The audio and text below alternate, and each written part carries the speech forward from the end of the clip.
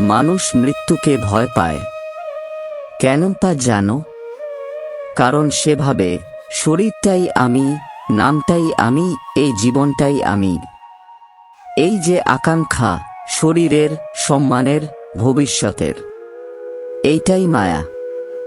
যতক্ষণ তুমি ভাবো তুমি এই সব, ততক্ষণ মৃত্যু তোমার শত্রু। কারণ মৃত্যু এসেই এগুলো ছিনিয়ে নেবে।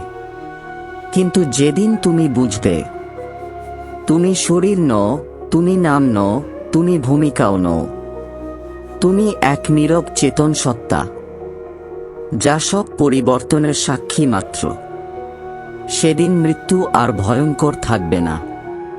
মৃত্যু তখন এক দরজা হবে, যা এক রূপ থেকে আরেক রূপে যাওয়ার পথ, একটা মোহের ঘুম ভাঙার মতো।